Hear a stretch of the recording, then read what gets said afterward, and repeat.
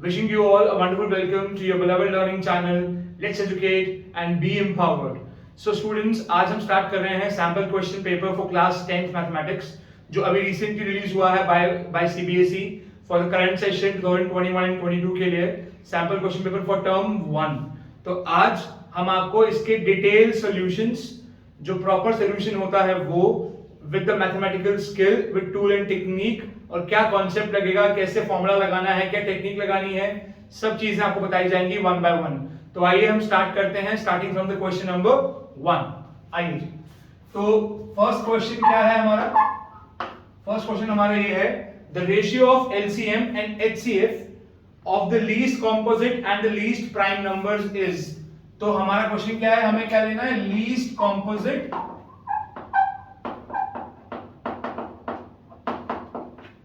and we have to take the least prime number,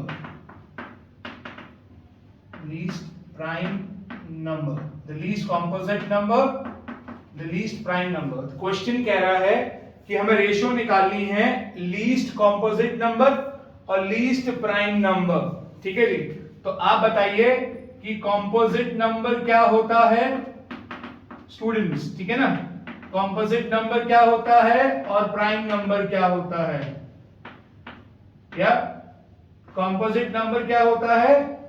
those numbers which can have factors other than itself and also it can have one as factor 2।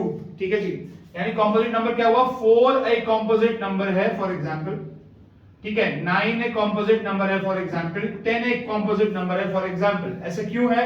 क्योंकि 4 के और भी factors exist करते हैं उसके खुद के अलावा।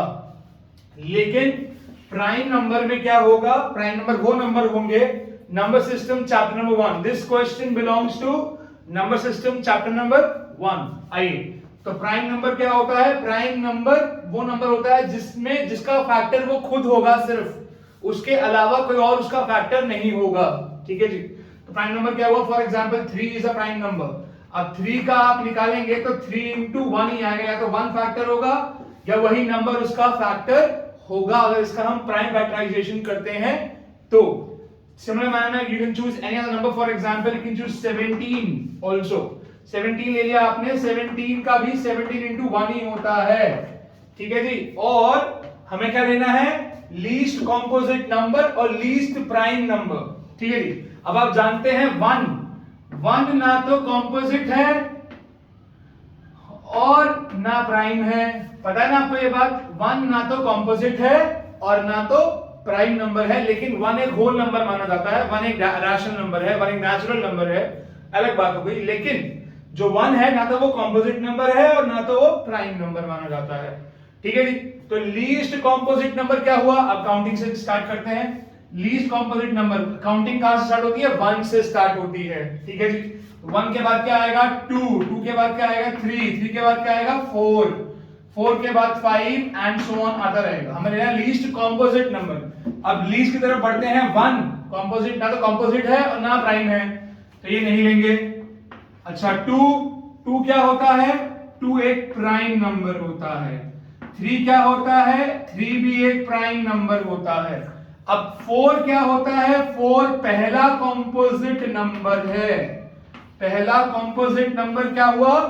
4, क्योंकि 2 और 3 क्या है? Prime number. और ये बात आप नोट कर लें, 2 is the only even prime number. 2 is the only even prime number. उसके अलावा जितने भी प्राइम नंबर्स होते हैं वो सारे ऑड होंगे throughout the whole number system. Okay, चलिए आते हैं आगे। तो least composite number and least prime number क्या हुआ हमारा? लीस्ट कॉम्पोजिट नंबर हुआ 4, लीस्ट प्राइम नंबर हुआ 2।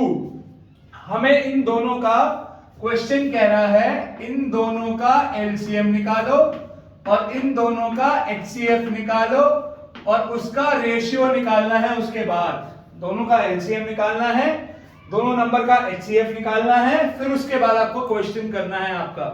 तो आप सभी स्टूडेंट को समझ में आया, बच्चों समझ में आया कि लीस्ट प्राइम नंबर कौन सा होगा और लीस्ट कॉम्पोजिट नंबर कौन सा होगा?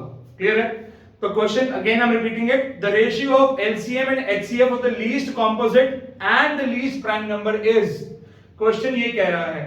ठीक है, क्वेश्चन आप अपनी स्क्रीन पर देख सकते हैं हमारे साथ। ठीक है जी, आइए करते हैं आगे, स्क्रीन पे विजिबल होगा आपको।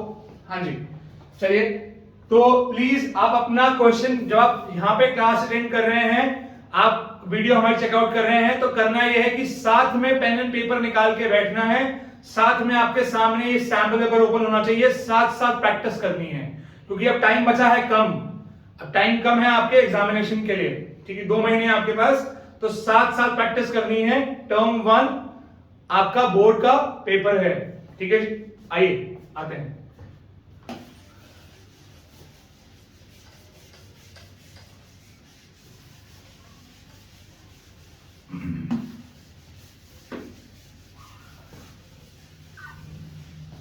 हाँ जी, क्या लिया हमने?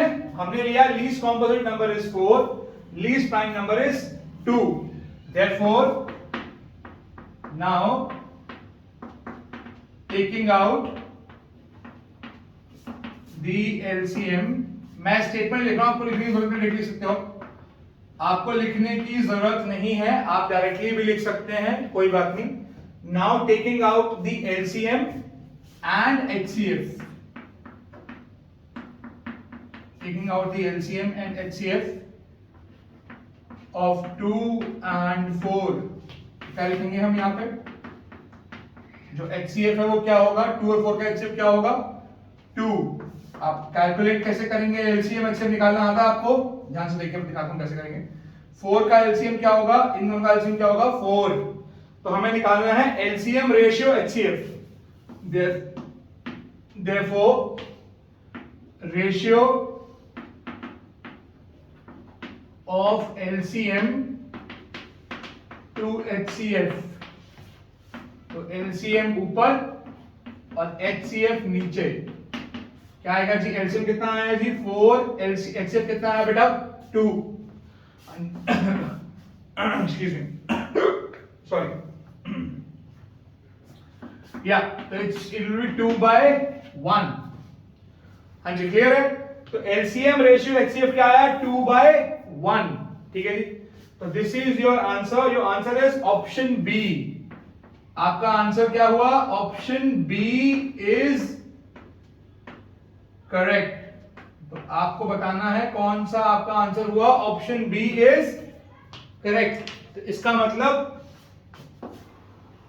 आपका ऑप्शन बी जो है ये आपका करेक्ट आंसर हो गया। क्लियर है? अब आगे देखिए, एलसीएम रेशियो एचसीएफ इज 2:1, तो ये आपका करेक्ट आंसर हुआ ऑप्शन बी। अब मैंने आपको बताया था भी कि एलसीएम एचसीएफ कैसे निकालते हैं, वो भी समझाता हूं अभी। आइए समझते हैं। तो एलसीएम और एचसीएफ कैसे निकालते हैं, ये भी इंपॉर्टेंट पॉइंट है। एलसीएम क्या होता है? एलसीएम होता है, ठीक है, क्या होता है? कॉमन प्राइम फैक्टर्स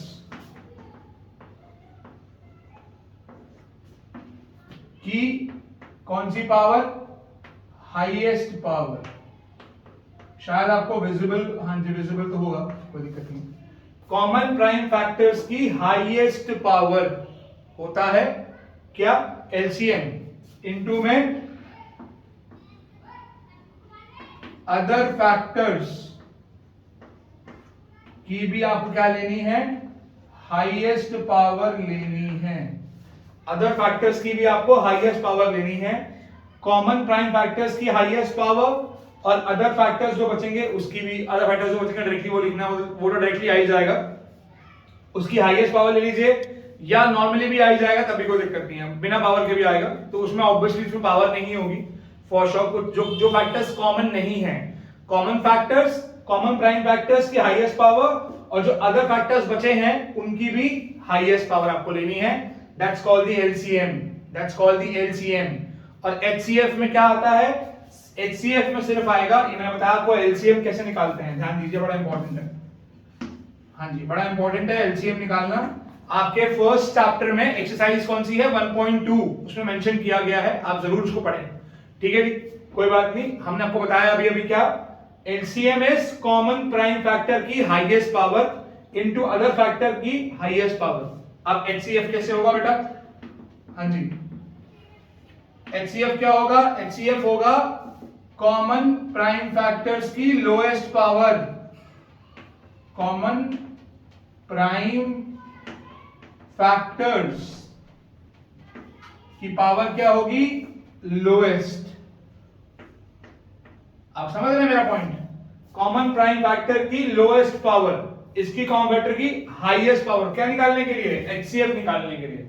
तो मैंने आपको बताया कि कोई दो नंबर अगर होंगे तो उसका एलसीएम कैसे निकलेगा और उसका HCF। जब आप उनका एलसीएम HCF इस तरीके से निकालेंगे, ये मैथमेटिकल लॉजिक है। हाँ, आप कॉमन लेके करते थे वो भी कर सकते हो, ट्रिक लगा के करोगे वो भी कर सकते हो, चॉइस आपकी है, लेकिन आपका मैथमेटिकल लॉजिक 100% सही होना चाहिए। अगर आपका मैथमेटिकल लॉजिक गलत हो गया तो आपके मार्क्स चले जाएंगे, ये बात ध्यान रखिएगा।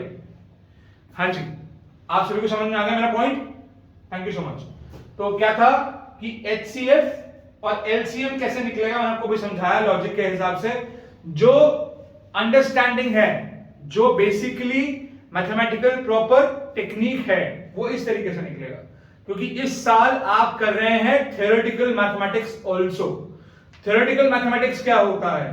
थ्योरेटिकल मैथमेटिक्स वो होता है जिसमें आपको मैथ्स को एक लर्निंग लेवल पर समझना पड़ता है। आप उसकी थ्योरी समझते हैं, फिर उसका प्रैक्टिकल एप्लीकेशन समझते हैं कि वो कैसे होगा, या फिर उस प्रैक्टिकल एप्लीकेशन से थ्योरी क्रिएट की जाती है जो आपके सामने थ्योरम्स की फॉर्म्स में, प्रॉपर्टीज की फॉर्म में, एंड फर्दर जो भी एक्सियोम्स हैं या पोस्टुलेट्स हैं उनकी फॉर्म में आपके सामने आती है। ठीक है जी, ये बड़ा इंपॉर्टेंट है, ये बात ध्यान रखिएगा। ठीक है ना? तो इसीलिए जो आपका फर्स्ट चैप्टर है उसमें थ्योरेटिकल अंडरस्टैंडिंग ज्यादा है रियल नंबर्स को लेके। तो वही यहां पर मैंने आपको बताया कि LCM क्या है और HCF क्या है। ठीक है जी, जो आप मिडिल स्कूल तक पढ़ के आए हो ज्यादा प्रैक्टिकल मैथमेटिक्स जिसमें कैलकुलेशन ज्यादा होती है, लेकिन अब from 9th standard onwards you will have to read the theoretical mathematics also. वही कॉन्सेप्चुअल लर्निंग है बेटा। कॉन्सेप्चुअल लर्निंग करेंगे तभी हमारा मैथमेटिक्स स्ट्रांग होगा, और उसको अप्लाई करना भी सीखेंगे, उसका एप्लीकेशन भी सीखेंगे। That is why your this paper is application based. Okay, आइए करते हैं सवाल नंबर 2, क्वेश्चन नंबर 2 पे आते हैं। आप सभी को समझ में आ गया? Done, easy. Now coming to the next point. हाँ ji, next is question number 2 पे आते हैं। आइए, मैं दोबारा से क्वेश्चन समझाता हूं आपको। ये क्वेश्चन क्या दिया है? क्वेश्चन दिया है हमें belonging to chapter number 3 linear equation in two variables। Equation दी है दो आपको, तो वैल्यू ऑफ k हमें निकालना है। the two given equations of lines are, क्या दिया हमें? 5x plus 7y is equals to 3। I'll just do it in a general form। आप जानते हैं कि जनरल फॉर्म क्या होती है? General form of linear equation in two variables. आप जानते हैं कि जनरल फॉर्म क्या होती है linear equation in two variables? हाँ जी, general form is very very important. क्यों? जनरल फॉर्म कहती है a1x plus b1y plus c1 is equals to 0। आप जनरल फॉर्म से ही अपनी इक्वेशन को रिलेट करेंगे ताकि आप a1 b1 c1 निकाल सकें। फिर उसके बाद जो रूल होगा उसको हम, या फॉर्मूला होगा या प्रॉपर्टी होगी, वो लगा देंगे। सही है? तो क्या है? a2x plus b2y plus c2 is equals to 0। तो आपको ये पढ़ाया गया है कि a1 अपॉन a2 कैसे करना है, b1 अपॉन b2 कैसे करना है, और c1 अपॉन c2 कैसे करना है। तो लाइन जब हमारी कोइंसाइडिंग होगी, हाँ जी बच्चों, क्या होगा? जब लाइन हमारी कोइंसाइडिंग होगी या कोइंसाइड करेगी तो बेटा क्या होता है? उस केस में क्या होता है?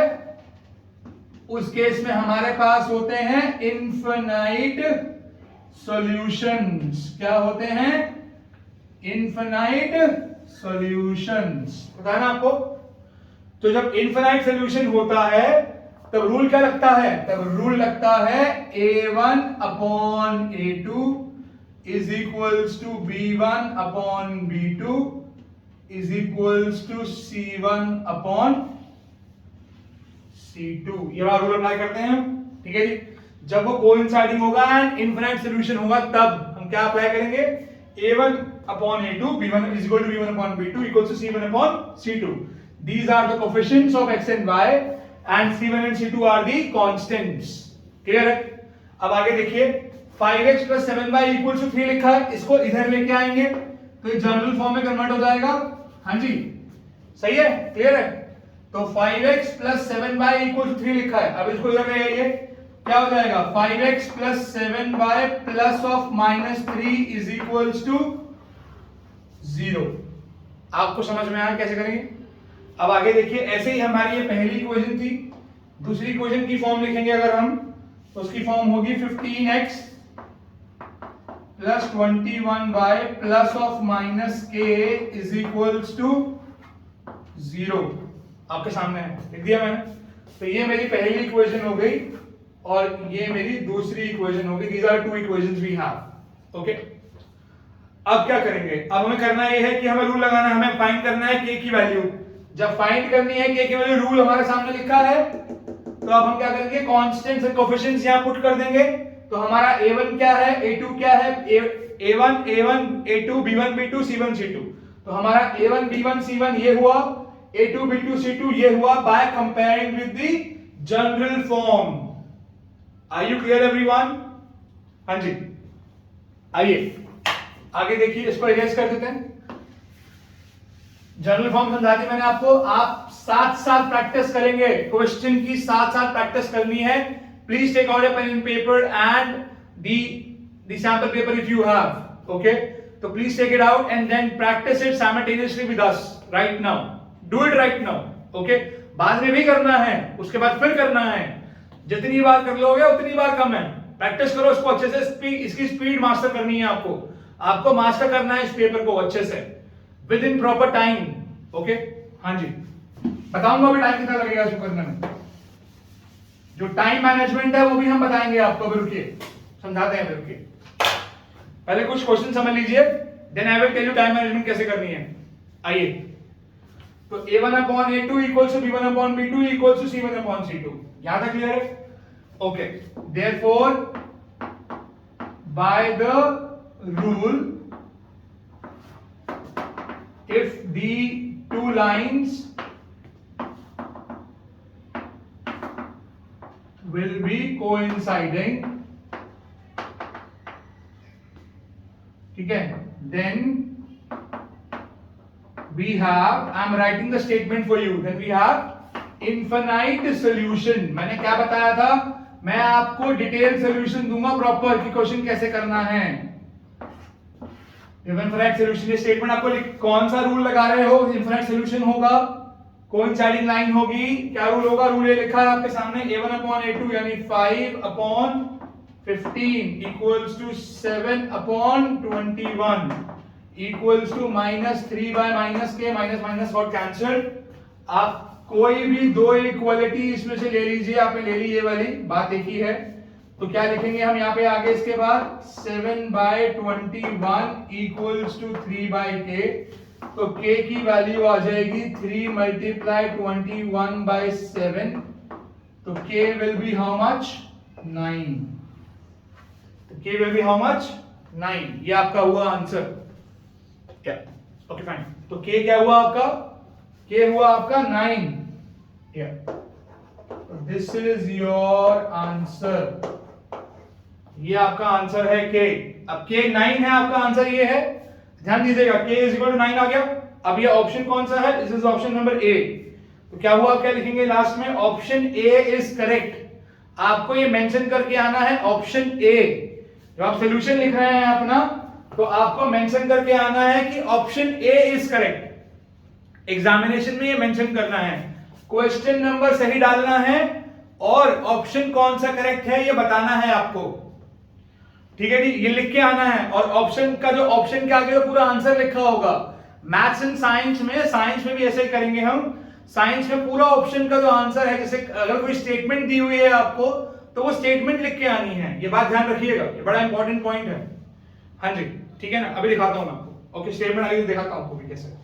तो we got this, k is 9 is the answer, so we'll write option A is correct। now coming to the point, Question moving towards question number 3. Okay, fine. So question 3 says a girl walks 200 meters. You can see the question on the screen. A girl walks 200 meters towards east and then 150 meters towards north. The distance of the girl from the starting point is क्या है? देखिए question ध्यान से. एक girl है, अगर हम इसको डायरेक्शन के हिसाब से बनाएं, मैं आपको दिखा रहा हूं डायरेक्शन के हिसाब से कैसे बनेगा. ये आप देख सकते हैं, दिस इज नॉर्थ, ये हमारा ओरिजिन है, ये हमारा क्या हुआ? Point of origin. This is origin. ठीक है, जहां से ओरिजिन यहां से चलना शुरू करेंगे तो ये आपका जीरो हो गया, आप ऐसे कह सकते हैं. ठीक है, ये हो गया नॉर्थ, ये हो गया ईस्ट, ये हो गया वेस्ट और ये हो गया साउथ. क्लियर है? डायरेक्शन के हिसाब से ऐसे ही होगा. वो कह रहा है girl walks 200 meters towards east, तो girl is walking 200 meters towards east. Just one second. या okay fine. So this girl is walking 200 meters towards east. तो ये यहां से यहां पहुंच गई हैं. जो गर्ल है वो ओरिजिन से यहां पहुंच गई है, यहां पर. दिस इज से पॉइंट ए. कितना है ये? पॉइंट ए है. कितना मीटर है? 200 मीटर. क्लियर? अब कह रहे हैं कि यहां से वो आगे जाएंगी, वो जाएंगी अब नॉर्थ की तरफ. मतलब आप यहां से एक स्ट्रेट लाइन खींचेंगे, कितने एंगल पे? 90 डिग्री पे. बिकॉज जब हम डायरेक्शन में मूव करेंगे तो परपेंडिकुलर मूव करेंगे ना. अगर हम इस पॉइंट से नॉर्थ में जा रहे हैं तो will go it in the proper perpendicular direction. ठीक है जी, क्लियर है? कितना? 150 मीटर्स. ये 150 मीटर 150 मीटर हो गया यहां से यहां. तो अब ये पहुंच गई हैं पॉइंट बी पर. सही है. अब वो कह रहा है कि जो ओरिजिन वाला पॉइंट था, जहां से ओरिजिनेट हुआ था, वहां से इसका स्टार्टिंग पॉइंट्स है. दिस ओरिजिन को क्या कहते हैं? ओरिजिन को कहते हैं स्टार्टिंग पॉइंट. हम जहां से स्टार्ट करते हैं उसे कहते हैं ओरिजिन. हम जहां से स्टार्ट कर रहे हैं उसे कहेंगे क्या? ओरिजिन. ये स्टार्टिंग पॉइंट हमारा ओरिजिन हो गया. अब यहां से यहां तक का डिस्टेंस निकालना है आपको. अब एक इंपॉर्टेंट सूचना ये है, वार्निंग भी कह सकते हैं, सूचना भी, इंफॉर्मेशन भी कह सकते हैं, कोई बात नहीं. इंपॉर्टेंट पॉइंट आपके लिए ये है कि आप जब भी फिगर ड्रॉ करेंगे तो वो फ्री हैंड नहीं होगी. You will always use proper pencil, eraser, sharpener, scale, protractor, compass, everything you need. ठीक है ना? तो आप अपना डायग्राम प्रॉपर बनाएंगे, प्रॉपर तरीके से एग्जाम में करके आना है. कोई भी फ्री हैंड डायग्राम नहीं बनाएगा. Okay, are you clear? Time नहीं बचेगा तो चांसेस हैं कि आप उसको फ्री हैंड फटाफट से बना के आ जाओ. ठीक है जी, मेरा पॉइंट समझ में आ गया सबको? Thank you. Okay, A B origin point हो गया. ओ या ए को भी ले सकते हो, मर्जी आपकी. इसको ओ ले लीजिए, चलेगा जल्दी. क्लियर? सभी को समझ में आ रहा है ना अच्छे से? हाँ जी, आइएगा आगे. तो ये हो गया ए बी और ओ. क्लियर है? हाँ जी, तो ए और B is a point. Next question, next point is क्या होगा? हमें कुछ और करना क्या है? Distance of the girl from the starting point is. हमें इसका स्टार्टिंग, इस नेक्स्ट क्वेश्चन का हमें निकालना ये है कि इसका स्टार्टिंग पॉइंट से इसका डिस्टेंस कितना है. तो that is the question mark. ये हमें निकालना है कितना डिस्टेंस है इसका. ठीक है जी. ओके, डिस्टेंस को हमने मतलब कुछ भी मान के, आप x भी मान सकते हो, मर्जी आपकी. आप x मान लो भी हो जाएगा, कोई दिक्कत नहीं है. ठीक है जी, आइए करते हैं. या by the given information,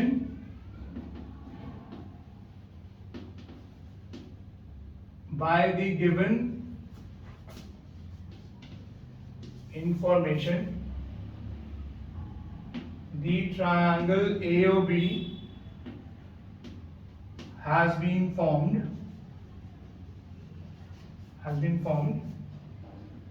where angle A is 90 degree. सही है? यहां पर एंगल ए पे क्या है? 90 डिग्री.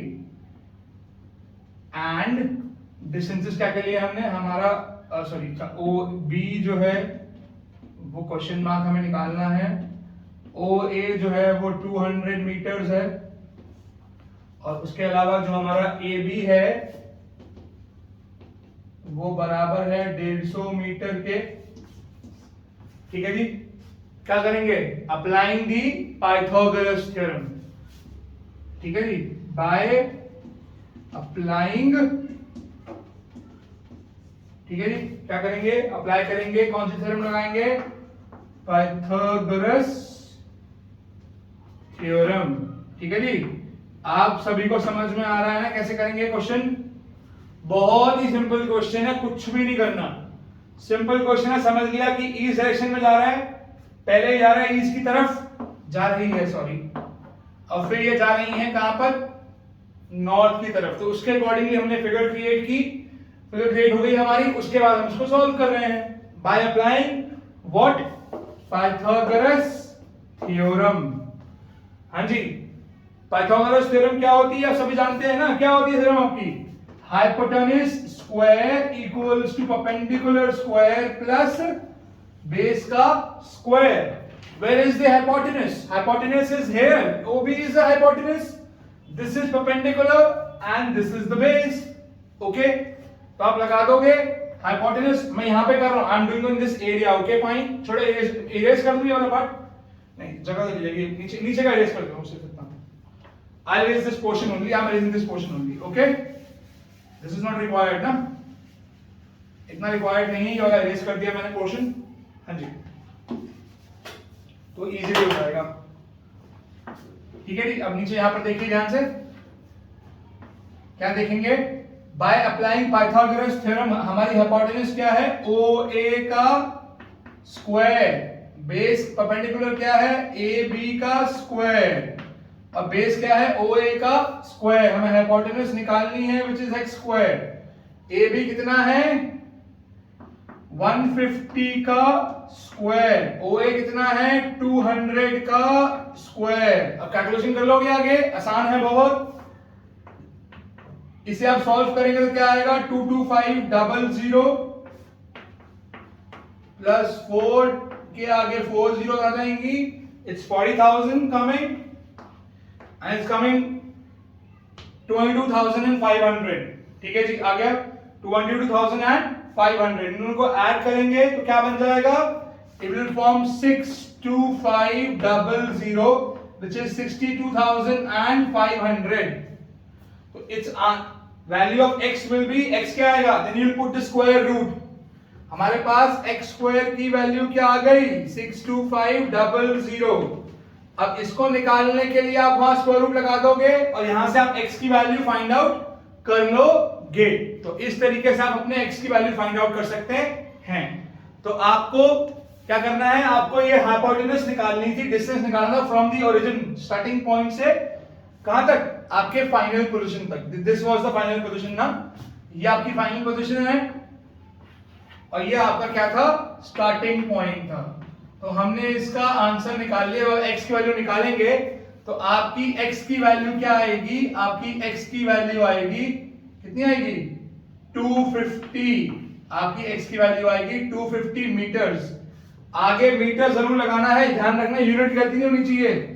यूनिट क्वेश्चन में दी हुई है 200 मीटर्स एंड 150 मीटर्स। बच्चे कभी कभी लास्ट में आंसर लिख के आते हैं, यूनिट लगानी भूल जाते हैं।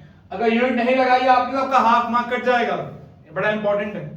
आपको प्रॉपर आंसर लिख के आना है अपना। हाँ जी, तो here we have option B. Option B is correct. Okay. Now, so students, let's start the next question now. The next question is question number 4. The question says the length of the lengths of the diagonals of a rhombus are 24 centimeter and 32 centimeter. Then the length of the altitude of the rhombus is.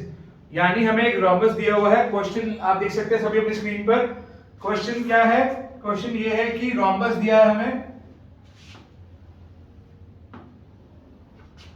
rhombus क्या होता है बता रहा हूं अभी आपको। आप जानते हैं, काफी बच्चे जानते हैं इस बारे में rhombus क्या होता है। मैंने अभी बताया आपको पिछले क्वेश्चन में कि कोई भी ज्योमेट्री का क्वेश्चन होगा, पहली चीज फिगर ड्रॉ करनी है, फिगर ड्रॉ जरूर करके आए, पहली चीज। दूसरी चीज, जब आप क्वेश्चन कर रहे हैं तो आपको फ्री हैंड ड्राइंग नहीं करनी। वीडियो ऑन द बोर्ड तो हम फ्री हैंड कर रहे हैं आपके लिए, इट्स ओके। आइए तो प्रॉपर मेजरमेंट से करना है। मेजरमेंट मतलब प्रॉपर मेजरमेंट ये वाली नहीं जो हमें दी हुई है, एक proper measurement by scale and pencil and proper way, ठीक है, मिस्टेक नहीं करनी है। हाँ जी, डिस्टॉर्टेड फिगर नहीं चाहिए, नहीं चलेगी। आइए, तो ये हो गया आपका रोम्बस। ओके जी, अब रोम्बस में हमारे पास 24 सेंटीमीटर जो लेंथ दी है वो दी है किसकी, एक डायगोनल की। दूसरी डायगोनल की लेंथ कितनी दी है, 32 सेंटीमीटर लेंथ दी है सेकेंड डायगोनल की। तो we got two diagonals over here, ठीक है जी। ओके, रोम्बस है, रोम्बस का के लिए आप जानते हैं 1 2 3 4 चारों साइड क्या होती है, रोम्बस की बराबर होती हैं। यानी अगर मैं इसको ए मान लूं तो ये भी ए होगा, ये भी ए होगा, ये भी होगा। Rhombus is a type of a parallelogram in which all sides are equal. Yes, तो अभी लिखता हूं मैं आगे कैसे करना है। तो हमें साइड इसकी डायगोनल दी है, I just name it as A B. I'm just pointing out all the vertices over here. I'm just naming it A B C D. Name लिख दिया। अब आते हैं आगे। तो 32 सेंटीमीटर लेंथ है एंड 24 सेंटीमीटर लेंथ है। इसका मतलब ये इसके बराबर होगा। तो ये 12 हो गया, ये 12 हो गया, ये 16 हो गया, ये 16 हो गया। यहाँ पे एंगल हो गया 90 डिग्री। जहां पे बाइसेक्टर मीट कर रहे हैं, डायगोनल्स मीट कर रही हैं, उसको मैंने ओरिजिन कह सकते हैं, नॉर्मली ओरिजिन नहीं बोलेंगे। तो O एज अ पॉइंट ले लिया, ठीक है जी। तो सॉल्यूशन इसका क्या होगा, ध्यान से देखिए। सॉल्यूशन क्या होगा, ABCD is a rhombus.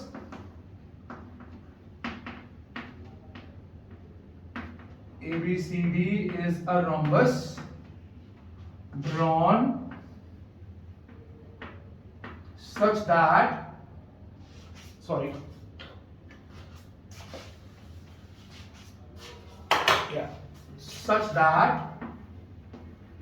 such that AC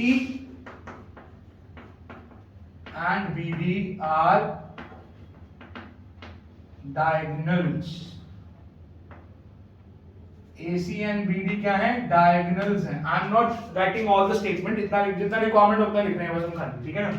तो हमें क्या लिया, हमें AC and BD are two diagonals। तो AC को हमने लिया है 32 सेंटीमीटर और BD को हमने लिया है 24 centimeter. Since by the property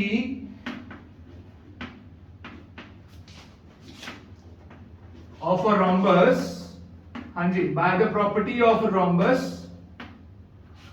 clear है, by the property of the rhombus the diagonals are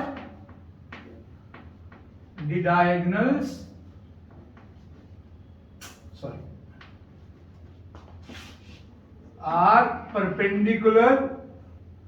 मैं शॉर्ट फॉर्म यूज नहीं कर रहा हूं यहां पे, perpendicular bisectors. Diagonals are perpendicular bisectors. Okay, तो आप हमारी एप्लीकेशन में जाके देख सकते हैं, हमने प्रॉपर्टीज बताई हुई हैं रोम्बस की, जो क्लास 9th की वीडियोस हैं, क्लास 9 की एनिमेटेड वीडियोस है, उसमें बताया हुआ है कि रोम्बस क्या होता है, पैरेललोग्राम क्या होता है, चैप्टर 8 क्वाड्रिलैटरल। Okay, class 9। तो प्लीज मैं आपसे रिक्वेस्ट करूंगा कि आप अपनी ये जो ज्योमेट्री का टॉपिक है उसकी ये प्रॉपर्टी जरूर लर्न करें, ठीक है जी। क्लास 8 में जो आपने थ्योरम्स कराई गई हैं, आपको प्रॉपर्टीज कराई गई हैं ज्योमेट्री में। क्लास 9th में चैप्टर 6 है, चैप्टर 7 है, चैप्टर 8 है, चैप्टर 9 है एंड चैप्टर 10 है, जिसमें पूरा होल ज्योमेट्री कवर हो रहा है आपका। तो वो जरूर जाके आप एक बारी उनको रिकॉल कर लीजिए, प्रॉपर्टीज को रिकॉल करें, linear pair property, parallel line properties, ठीक है, little bit of congruency also, little bit of quadrilateral, ठीक है। तो उससे आपको प्रॉपर्टीज भी रिकॉल होंगी, आप मैथमेटिक्स डेवलप करेंगे अपना। ये इंपॉर्टेंट पॉइंट है। आप मैथमेटिक्स सीखना चाहते हैं ना, skill development is the main point, ठीक है।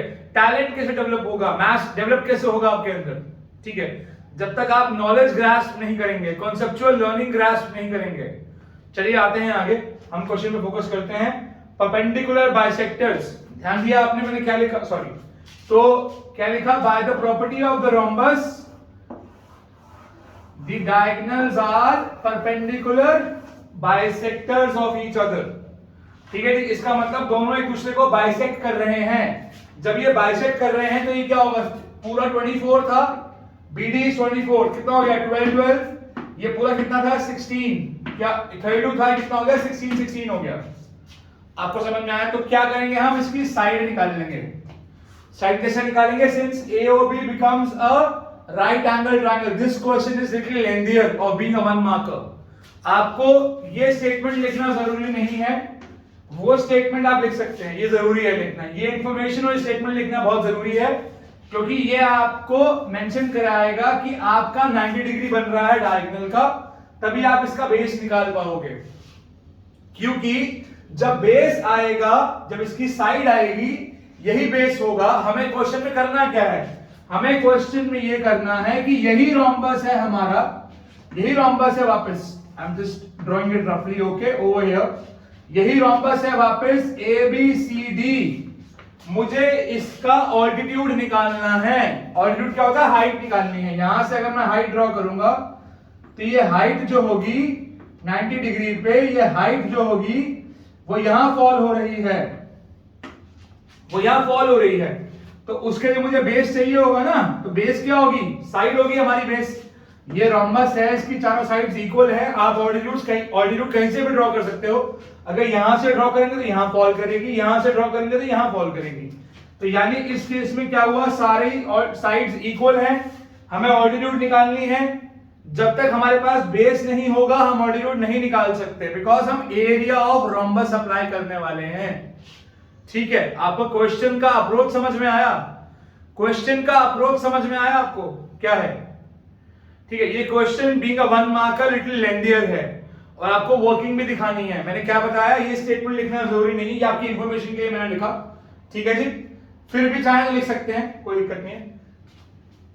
Excuse me, since by the property of a rhombus diagonals are perpendicular bisectors, ये स्टेटमेंट लिखना जरूरी है।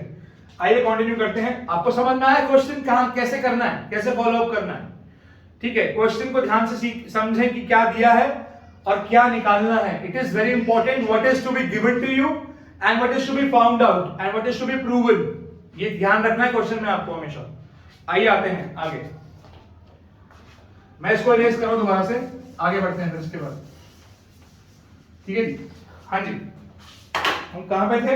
हमने लिखा कि they are the perpendicular bisectors, इसका मतलब यहां 90 डिग्री बनेगा, 16 16 12 12 आ गया। सिंपल है। Now considering, I am directly considering triangle AOB जिसमें एंगल O जो है वो 90 डिग्री का है ना? तो क्या लगाएंगे? By Pythagoras theorem, Pythagoras theorem. अभी पिछले क्वेश्चन में भी हमने पाइथागोरस थ्योरम लगाई थी, लगाएंगे।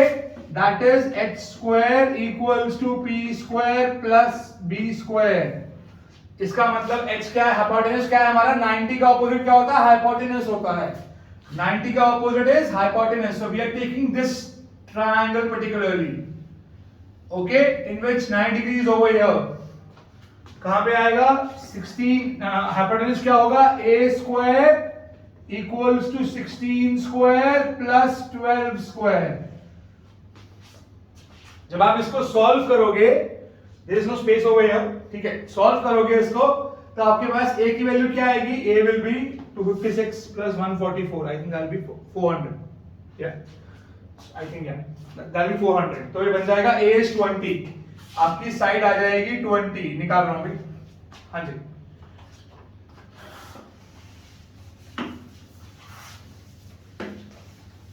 ओके, तो हमारा हो गया a square is equal to 256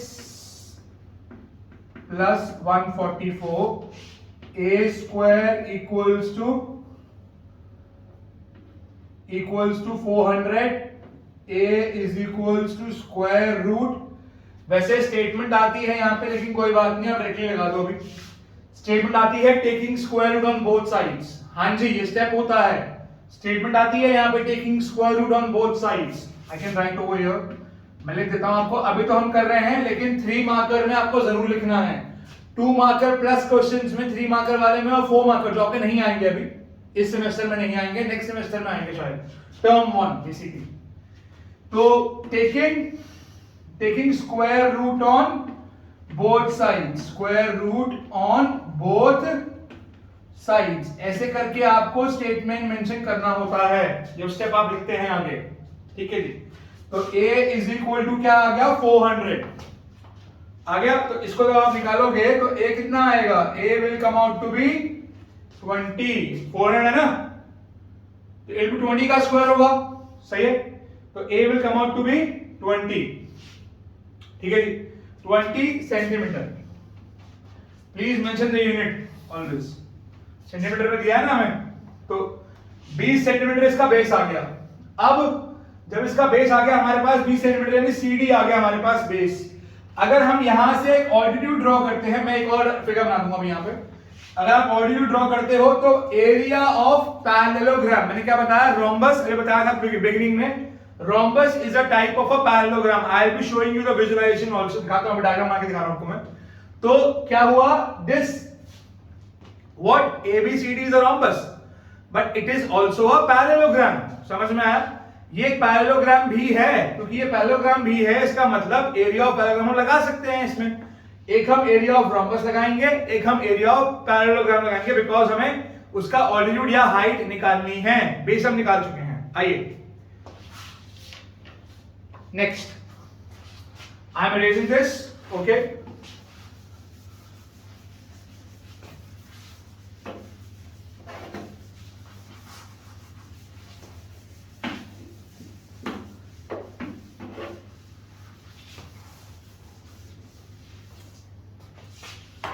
focus क्या था हमारा, हाँ जी, ओके। अगर हम इसको यहां दोबारा से बना दें एक बारी,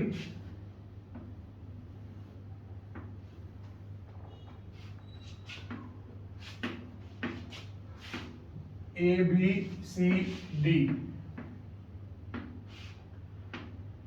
ओके जी। यहां से हम एक हाइट ड्रॉ करेंगे जो इस पे फॉल कर रही है, दिस इज द हाइट, और ऑल्टीट्यूड एक ही बात है, ठीक है जी, ऑल्टीट्यूड या हाइट एक ही बात है। 90 डिग्री ड्रॉ हो गया यहाँ पे। अब ये हमारा बेस है, बेस हम निकाल चुके हैं, कितना है बेस हमारा, 20 आ चुका है बेस हमारा, ठीक है जी। So area of rhombus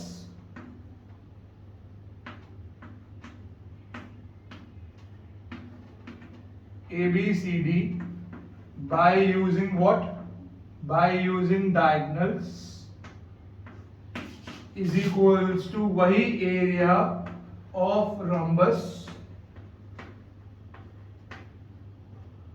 by using base, ठीक है जी।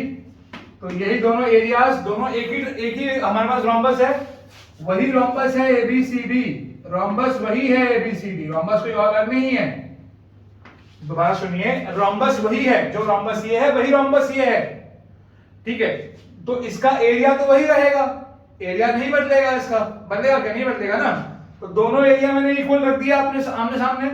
तो area of rhombus bye diagonal क्या होता है, half into diagonal 1 into diagonal 2। Area of rhombus by using ABCD by using the base, तो उसको बेस को यूज करके कर रहे हैं, बिकॉज ये पैरेललोग्राम भी है, इसीलिए तो क्या होगा, that will be base into में height, ये क्या हो जाएगा, बेस मल्टीप्लाई हाइट। तो इन दोनों को हमने इक्वल रख दिया। यहां से अब हम अपनी हाइट निकाल लेंगे, क्योंकि हमारे पास डायगोनल 1 भी है, डायगोनल 2 भी है, और बेस भी निकाल लिया है हमने, क्योंकि हमने साइड निकाल ली है उसकी। Now the question has been completed, अब बस आपको आंसर निकालना है। आप सभी समझ गए मेरा पॉइंट कैसे करना है, ठीक है जी। आंसर निकाल रहा हूं फटाफट से, आइए।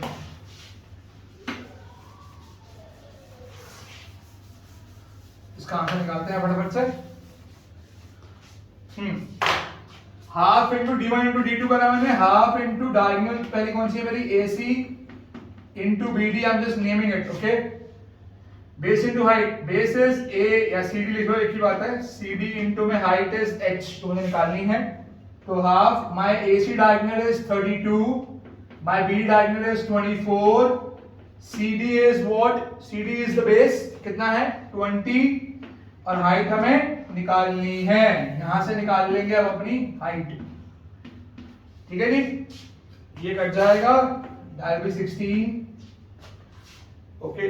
तो h is equals to 16 multiply 24 by 20, okay.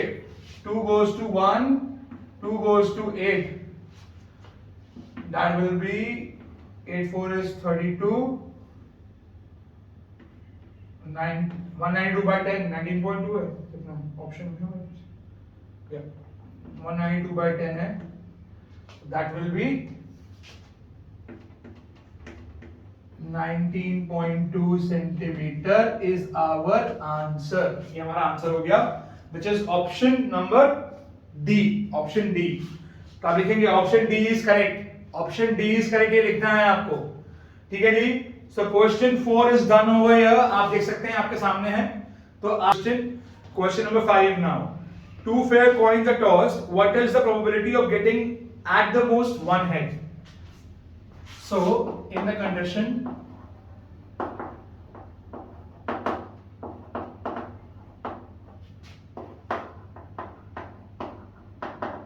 two coins are tossed, okay, so if two coins are tossed, इसका आउटकम क्या बनेगा, ध्यान से देखिए। आपके पास दो कॉइन है, तो पहले कॉइन पे हेड आ सकता है, सही है, दूसरे कॉइन पे टेल आ सकता है, क्लियर। उसके बाद पहले कॉइन पे टेल आ सकता है, दूसरे कॉइन पे हेड आ सकता है। उसके बाद पहले कॉइन पे हेड आ सकता है, दूसरे कॉइन पे भी हेड आ सकता है।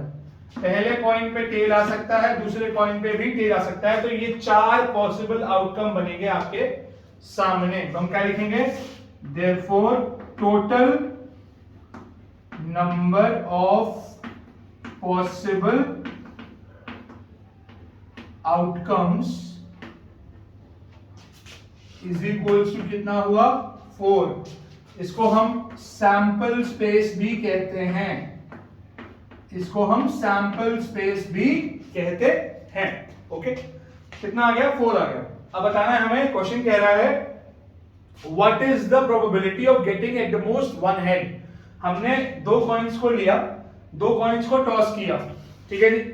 ये सेम कंडीशन होती है अगर एक कॉइन को 2 बार टॉस करते हैं। अभी हमने 2 कॉइन को एक साथ टॉस किया है, बात वही है, या एक कॉइन को 2 बार टॉस करेंगे तो तब भी सेम सैंपल स्पेस बनेगा, ये बात ध्यान रखिएगा। ऐसा क्वेश्चन भी आ सकता है, और 3 कॉइन वाला भी क्वेश्चन होता है, पता है आपको, आप लोगों ने प्रैक्टिस करा हुआ है। तो total number of possible outcomes क्या हुए, इज इक्वल्स टू 4, ठीक है जी, 4 हो गए। अब हमें देखना है कि कितना आना चाहिए, at most one head. Now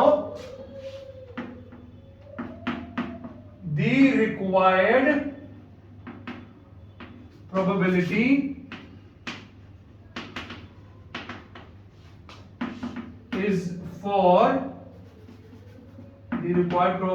is for the at most one head, is for the at most one head, we require at most one head. So number of possible outcomes क्या हो जाएंगे, आउटकम कितने होंगे, there will be 3 outcomes, 3 होंगे। अब question में लिखा है at most one head, क्या लिखा है, at most one head, ये है आपके सामने लिखा हुआ, ठीक है जी, at most one head। अब at most one head का मतलब क्या है, at most one head का मतलब ये है कि आपका नंबर ऑफ हेड्स जो है वो मैक्सिमम 1 होने चाहिए, 1 से ज्यादा एक्सीड नहीं कर सकता। जब क्वेश्चन में at most लिखा होता है तो उस केस में ये होता है इज इक्वल टू मैक्सिमम, इसको मार्क कर लीजिए, मैक्सिमम होता है। तो मैक्सिमम का मतलब है ये इससे ज्यादा एक्सीड कभी नहीं करेगा, इससे नीचे लेना है हमें। मैक्सिमम इतना लेना है, इससे नीचे 1 या 0 भी ले सकते हैं, कोई दिक्कत नहीं है, ठीक है जी। तो एट मोस्ट वन हेड का मतलब है एक हेड से ज्यादा नहीं लेंगे, यानी 2 हेड्स वाला नहीं लेंगे।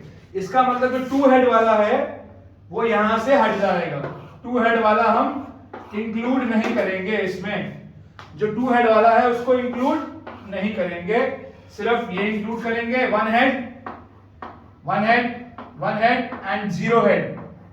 हाँ जी, 1 हेड वाला इंक्लूड हुआ, 1 हेड वाला इंक्लूड हुआ और 0 हेड वाला इंक्लूड हुआ, 2 हेड वाला इंक्लूड नहीं होगा। तो एट मोस्ट का मतलब ये होता है। एक और होता है एट लीस्ट। तो एट लीस्ट में क्या होता है? एट लीस्ट में होता है मिनिमम, उससे ज्यादा हम सारा ले सकते हैं। समझ में आया? जैसे एट मोस्ट में होता है मैक्सिमम, ऐसे ही एट लीस्ट में होता है मिनिमम। ऐसे क्वेश्चंस भी आ सकते हैं। चलिए ठीक है जी, आई एम रेजिंग दिस। तो ये आपका मैक्सिमम हो गया, विच इज 3। तो समझ में आया कौन कौन से लेने हैं हमारे? 1 2 3। ठीक है जी। तो आपके पास ये हो गया n। n is number of possible outcome which is 3। तो आप अपना जो पॉसिबल आउटकम उसको मेंशन कर दें। कैसे मेंशन करेंगे? एक हेड, एक टेल हो गया, एक टेल, एक हेड हो गया और एक दोनों टेल वाला हो गया। ये हो गया आपका ऑप्शन। ठीक है जी।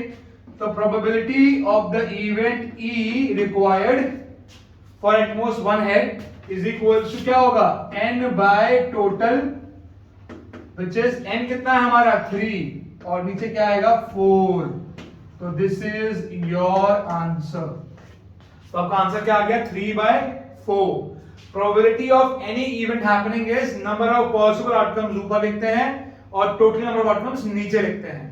पता है ना आपको ये? तो n by total, n is the number of required outcomes या पॉसिबल आउटकम्स जो आपको चाहिए होते हैं। ये बात ध्यान रखिएगा, ये इंपॉर्टेंट है। ठीक है, n क्या होता है समझ में आ गया? चलिए, तो धन्यवाद, ये क्वेश्चन डन। अब आते हैं, बढ़ते हैं नेक्स्ट क्वेश्चन पे। कितना आसान क्वेश्चन था, देखिए आराम से हो गया 1 मार्क में, कितना easy question. Now moving towards the next question. I am reading the question for you. Triangle ABC similar to triangle PQR it is given. If AM and PN are altitudes of triangle ABC and triangle PQR respectively, and AB square ratio PQ square equals to 4:9, then what is the ratio of AM and PN being the altitudes? आइए, तो question है हमारे पास 2 triangle है। बिना geometrical figure के हम समझ नहीं सकते हैं। अगर क्वेश्चन ज्योमेट्री का है आपके पास तो आप जानते हैं ये बात। ठीक है जी, आइएगा पहले हम फिगर ड्रॉ कर लेंगे। We have 2 triangles, one is ABC, the other one is PQR, in which we have the altitudes. This is AM altitude, this is PN altitude. Okay, it's already been given कि दोनों triangles आपस में क्या है? Similar हैं। दोनों triangles आपस में सिमिलर हैं, ये हमें दिया हुआ है क्वेश्चन में।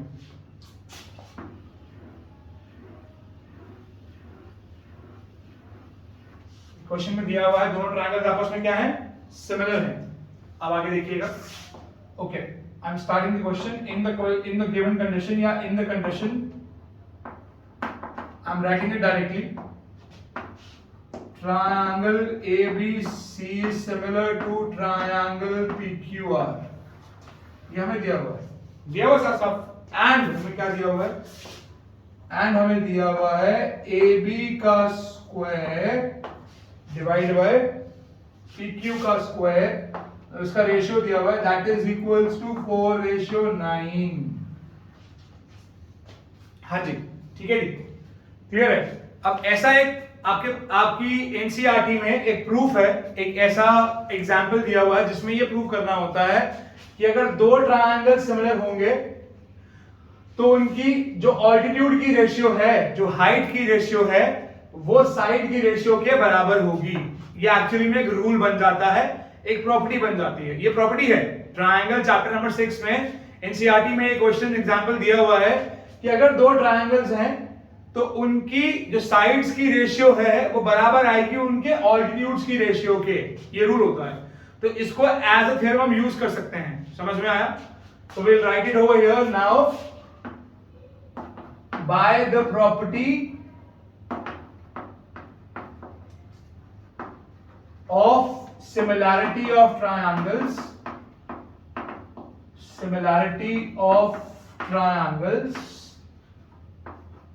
ठीक है जी, similarity of triangles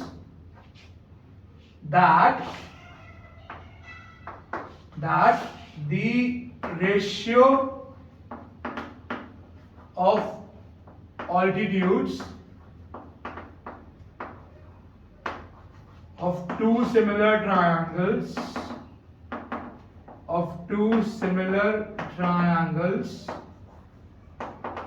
is equal to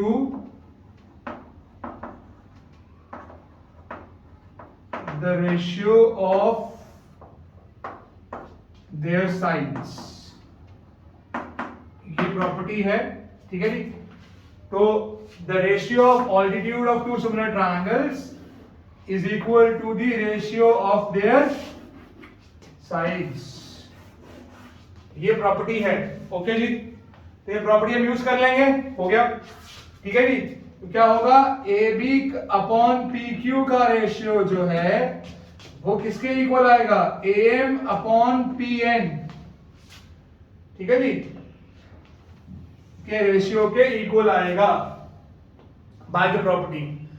जिसको समझना है कि ऐसे कैसे हुआ, दोनों ट्रायंगल सिमिलर हैं, आप देख सकते हैं।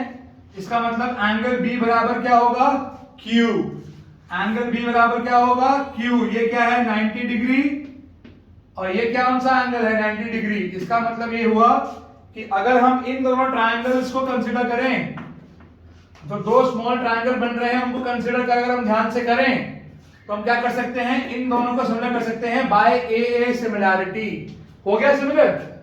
सिमिलर होते ही A B by P Q का ratio is equal to A M by P N के बराबर आ जाएगा। ये प्रूफ है इसका, आपको मैंने समझा दिया ब्रीफ में, ठीक है जी, क्लियर है, थैंक यू। आगे देखिए, हमने लिख लिया A B by P Q equals to A M by P N. तो ए बाई पी क्यू हमें स्क्वायर दिया हुआ है, यहां से हम A B by P Q निकाल लेंगे, हमें ये दिया हुआ है, निकाल लेंगे और यहां पुट कर देंगे। तो आपका आंसर आएगा 2/3। आपका आंसर क्या आएगा, 2/3। क्योंकि अगर यहां से हम A B by P Q निकालना चाहें तो क्या होगा, A B by P Q बराबर क्या होगा, अंडर रूट 4/9, और वो आ जाएगा 2/3। तो इसका मतलब आपका A M by P N B कितना हो गया, A M by P N B हो गया 2/3। तो ये हो गया जी आपका आंसर जी। ये है ऑप्शन नंबर कितना है, 6, सॉरी क्वेश्चन 6 है, so sorry, option is D, option D is correct. आप ऐसा मेंशन करेंगे। Moving towards the next question, question number 7। आइए बढ़ते हैं क्वेश्चन नंबर 7 की तरफ। क्वेश्चन 7 बहुत इजी है, हमें दिया हुआ है if 2 sin square beta minus cos square beta equals to 2 then the angle beta is, okay. हाँ जी, इट इज गिवन, क्या दिया हमें, if 2 sin square beta minus cos square beta is equals to 2, तो हमें एंगल बीटा की value निकालनी है। यहां से हमें फाइंड करना है, क्या फाइंड करना है, beta equals to question mark, ठीक है जी। हाँ जी, लिखेंगे बाय आइडेंटिटी। जानते हैं आइडेंटिटी क्या होती है, आपने आइडेंटिटीज पढ़ी हैं ट्रिग्नोमेट्री में, ओके जी। तो क्या होती है, साइन स्क्वायर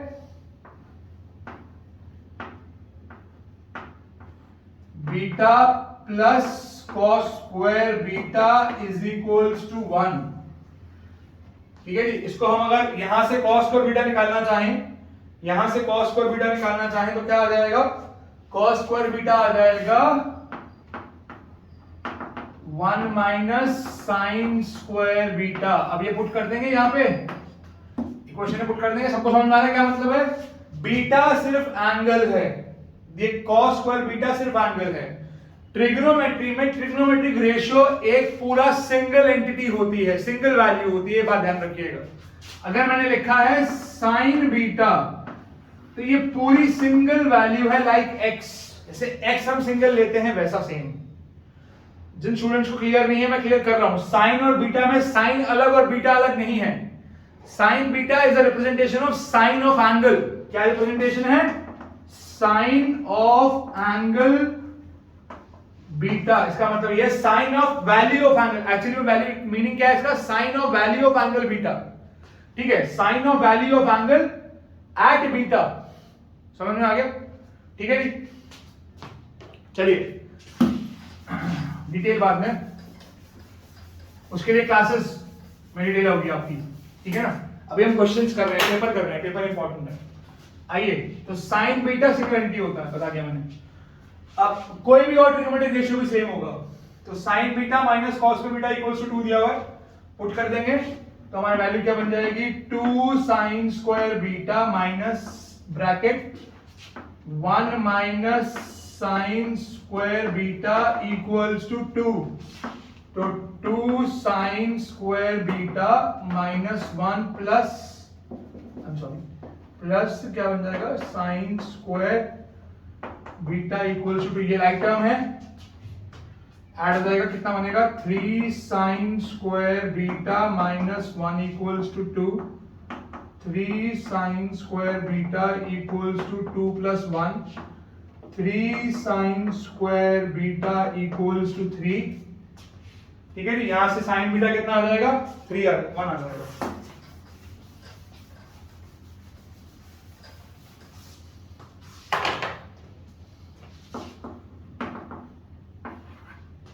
हाँ जी, क्या हो गया, sine square beta equals to 3/3, 3 कटा 1 आ गया, sine square beta equals to 1, sine beta equals to √1 which is equals to 1।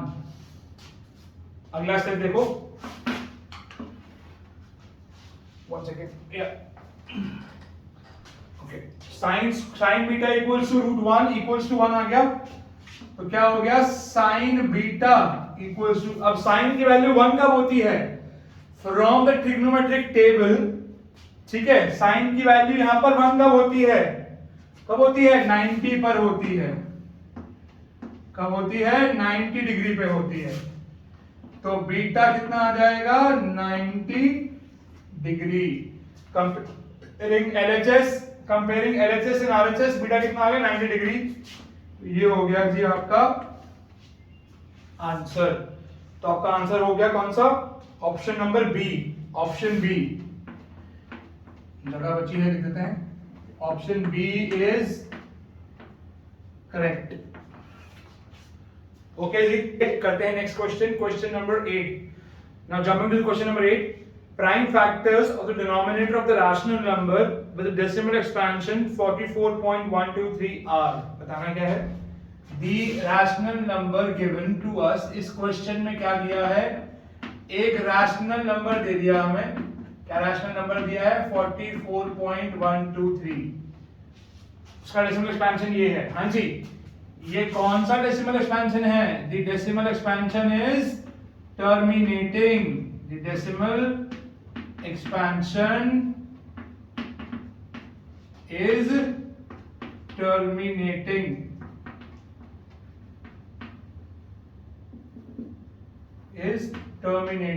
इसका मतलब क्या हुआ, इसका मतलब ये हुआ, क्योंकि डेसिमल एक्सपेंशन टर्मिनेटिंग है, इसका मतलब क्या हुआ, अगर मैं इसको x मान लूं तरीके से, 44.123 है, हटाइए इसको, 3 जीरो आएंगे नीचे, तो बताना है कि इसके डिनोमिनेटर के पास, जो डिनोमिनेटर है हमारा, उसका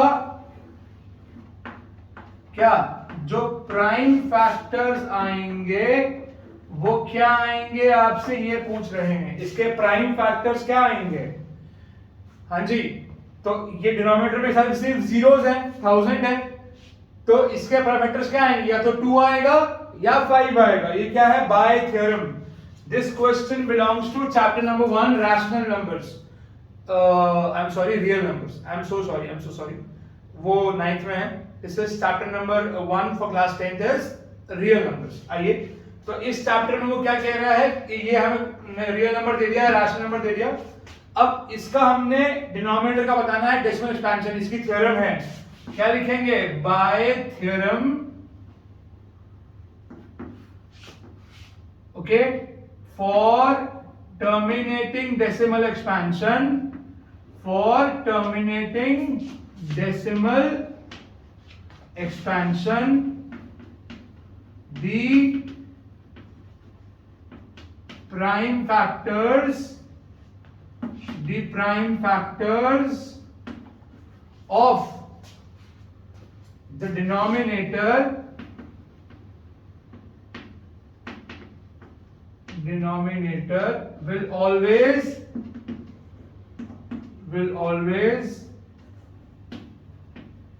come out to be 2 to the power n dot 5 to the power m multiply करेंगे, एक ही बात है, तो सिर्फ यही आएगा where n and m are positive integers starting from 0. ठीक है, n और n जो है वो कुछ भी हो सकते हैं, होल नंबर हो सकते हैं, बेसिकली कह सकते हैं इनको होल नंबर है, where n and m are whole numbers और पॉजिटिव इंटीजर स्टार्टिंग फ्रॉम 0, एक ही बात है। तो ये प्राइम फैक्टर जो हमारे सामने है इसका से क्या आएगा 2 and 5, तो आंसर क्या हुआ 2 and 5, 2 and 5 are only prime factors। सभी को समझ में आया? ये थ्योरम आपकी चैप्टर में दी हुई है, चैप्टर में हम थ्योरम मेंशन करेंगे, प्लीज थ्योरम मेंशन करिएगा, प्लीज जरूरी है थ्योरम मेंशन करना, I am repeating it, theorem mention करना बहुत जरूरी है, ध्यान रखिए ये बात। 3 स्टार मतलब very very very very important, okay जी, वीवीआईपी।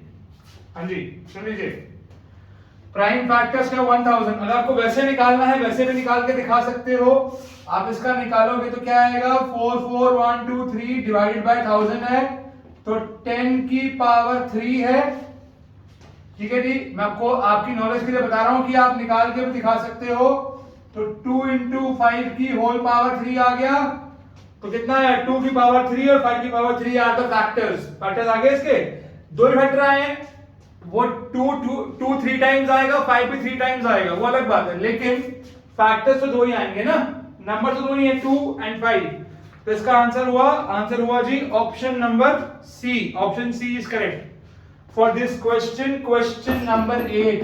ओके जी, क्लियर है, बहुत ही इजी क्वेश्चन था चैप्टर 1 का। डेसिमल एक्सपेंशन आप जानते हो, टर्मिनेटिंग होता है तो क्या करते हैं, थ्योरम आप जानते हो, लगा दिया, इतना आसान है। आइए नेक्स्ट क्वेश्चन पे। हाँ जी, so jump into the question number 9, it says again, I'm so sorry, the lines x equals to a and y equals to b are, बताना है the two equations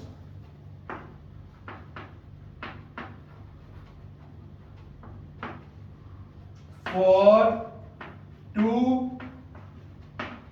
lines on graph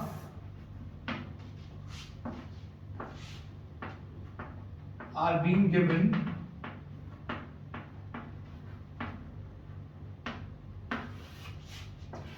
क्या दिया हुआ है, two equations, हाँ जी क्या दिया हुआ है, x is equals to a and y is equals to b, दो चीजें दी हुई है, x equals to a y equals to b। कह रहा है कि क्या होगा, इंटरसेक्टिंग होगा, पैरेलल होगा, ओवरलैपिंग होगा, नॉन ऑफ दीस होगा। अब समझने के लिए क्या करना पड़ेगा, हमें इसका एक ग्राफिकल रिप्रेजेंटेशन दिखाना पड़ेगा आपको, या हम इसका ग्राफिकल रिप्रेजेंटेशन बनाएंगे, ट्राई करेंगे कि क्या होगा। आइए, ये एक्स एक्सिस है, ये वाई एक्सिस है, Y axis X axis, sorry ये माइनस और ये प्लस। अब वो कह रहा है x is equals to a, अब ध्यान से देखिएगा please,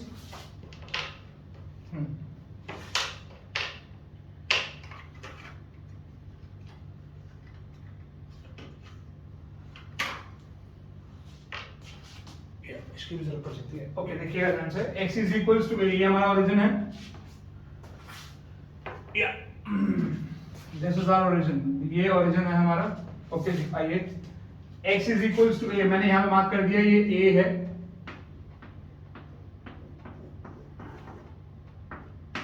x equals to a का ग्राफ कैसे बनता है, x इक्वल्स टू a का ग्राफ बनता है जब एक पॉइंट से which will be parallel to y axis, x equals to a का ग्राफ कैसे बनता है, which will be parallel to y axis.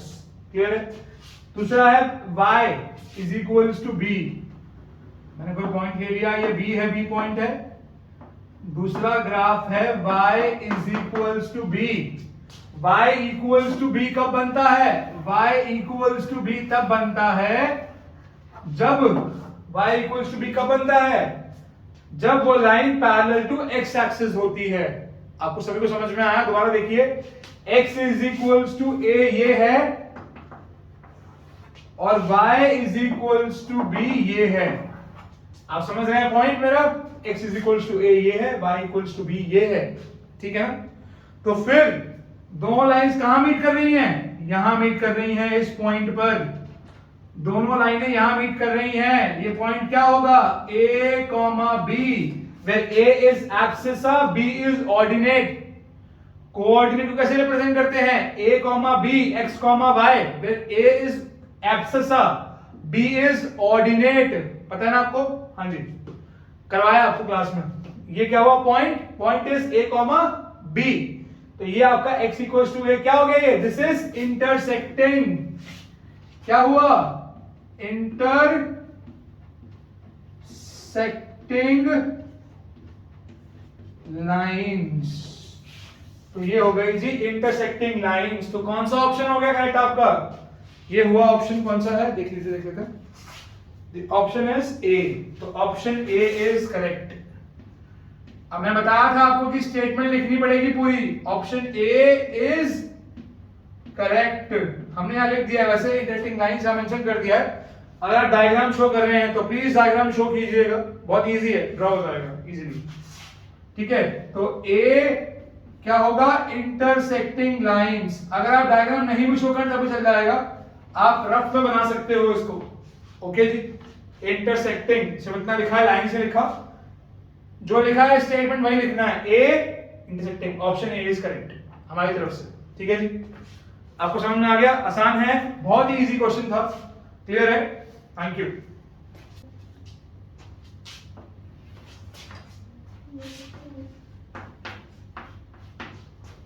Okay, question number 10 में क्या लिखा, distance of point A -5,6 from the origin is. अब अगला वाला क्वेश्चन भी ग्राफ से रिलेटेड है, आइए करते हैं, ठीक है जी। क्या है, हमें दोबारा ड्रॉ करना पड़ेगा ग्राफ, एक छोटा सा ड्रॉ कर लेते हैं।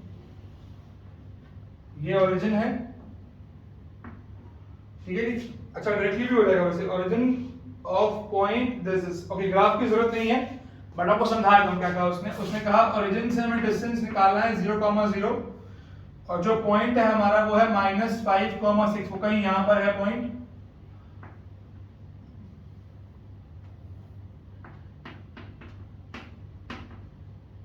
है -5,6, ये 6 हो गया, ठीक है जी। तो हमें इनका डिस्टेंस निकालना है, तो हम क्या मानेंगे इसको, by using this question belongs to chapter number 7 x1 y1, और ये कोऑर्डिनेट क्या हो जाएगा हमारा x2 y2। Remember distance formula सिखाया था आपको, हाँ जी। Therefore by using distance formula, इस पॉइंट को आप a ले लो, बाय यूजिंग व्हाट,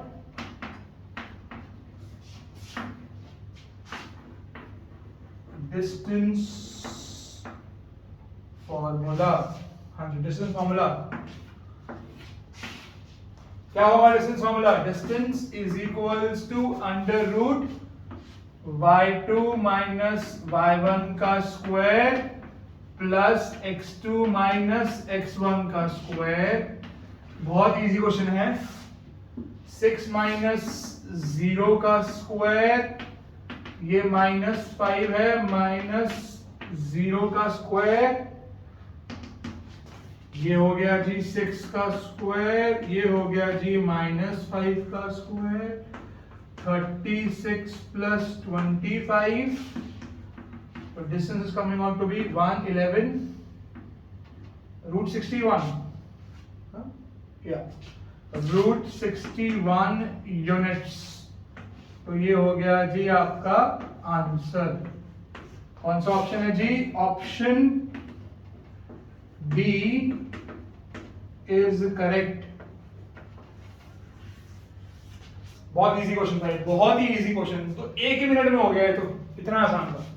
डिस्टेंस निकालना है बस, by using distance formula. This question belongs to chapter number 7 coordinate geometry. Okay जी, चलिए अगला सवाल।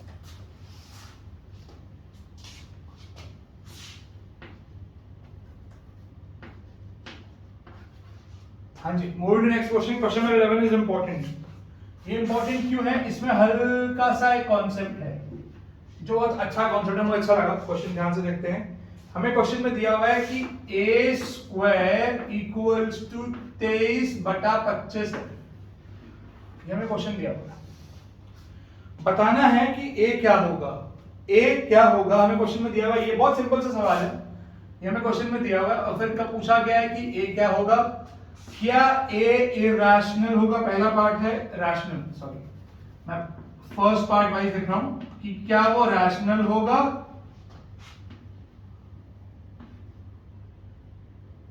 Okay, option A. Option B है कि क्या वो इरैशनल होगा।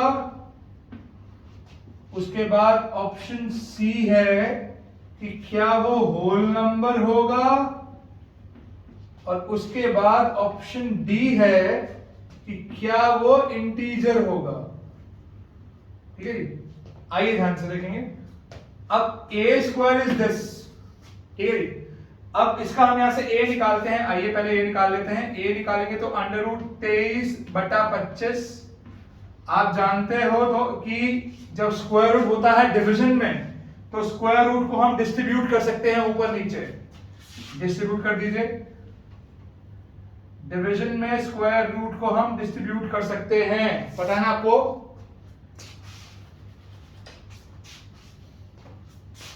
ये हो गया 23/√25। तो a की वैल्यू आ गई √23/5। अब ध्यान दीजिए, जो a है ऊपर क्या आया? ऊपर आया इरैशनल, नीचे क्या आया? रैशनल। ऊपर क्या आया? इरैशनल, नीचे क्या आया? रैशनल। देयरफॉर जो a है ऊपर हो गया इरैशनल।